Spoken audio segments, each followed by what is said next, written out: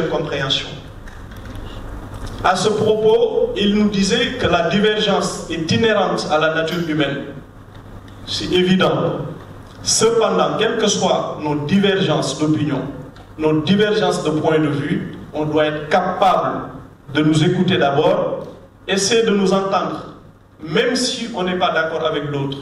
L'objectif, c'est surtout d'essayer de convaincre, de rallier la personne à sa cause. Mais hélas, aujourd'hui, comme le dit un autre auteur, Jean Birnbaum, aujourd'hui dans les débats, chacun est sommé de rejoindre un camp. Tu es pour ou contre. Et il n'y a pas de logique binaire dans ce monde. Tantôt on peut être d'accord avec Baldé, tantôt on n'est pas d'accord. Mais on est d'accord avec lui, on doit toujours être d'accord. On n'est pas d'accord avec lui, on est contre lui. Je ne suis pas sûr que ça soit le cas. Et Amadou Ampateba nous dit qu'il faut aller à la recherche permanente, perpétuelle de la mutuelle compréhension.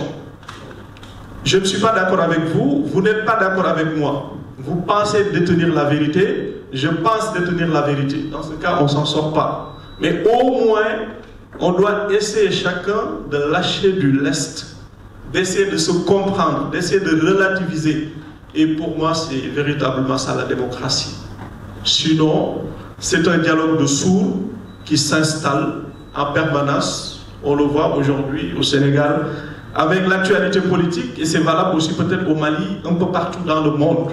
Soit tu es avec le camp du pouvoir, tu es avec le camp de l'opposition. Et si je suis du pouvoir, on me voit comme un ennemi. Très souvent, moi, ce que je n'avais pas l'habitude de faire jusqu'à présent, malheureusement, je suis obligé de le faire. Bloquer des gens que tu ne connais ni d'Adam ni d'Ève, juste parce que tu as posté quelque chose, parce que tu as émis une opinion, un point de vue. Ils te décrivent un portrait robot, comme on dit, am lolo amul, def lolo deful, wax lolo waxul. Et je ne suis pas sûr que c'est ce qu'il faut faire. Et pour terminer, ou en tout cas apporter une réponse à cette problématique, je fais toujours référence à un grand penseur, Jean de la Bruyère, qui disait: ceux qui, sans nous connaître assez, pensent mal de nous, ne nous font pas de tort. Ce n'est pas nous qu'ils attaquons, c'est le fantôme de leur imagination. Je m'arrête ainsi en restant disponible justement pour échanger sur la grande problématique africaine qu'on vient d'évoquer. Deux suggestions peut-être avant de finir. Je le taquinais dernièrement en lui disant que j'ai remarqué beaucoup d'efforts sur la rhétorique. Baldé, le dernier événement que vous avez organisé, c'est très bien ces genres de rencontres, c'est extrêmement bien. Mais au-delà de ces ateliers, moi j'aurais suggéré aussi par ailleurs des ateliers d'art oratoire, des ateliers de leadership qui préparent aussi les étudiants à être leaders, à être des managers demain. J'ai l'habitude de fréquenter le monde étudiantin depuis plus d'une dizaine d'années. Mais c'est une faiblesse que j'ai notée chez la jeunesse en général, chez les étudiants en particulier. La prise de parole en public, ce n'est pas donné à tout le monde.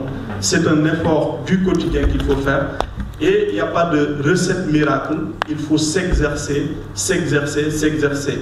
À 5, 10, on peut s'organiser une fois par mois, une fois par trimestre, pour effectivement faire ce genre d'exercice.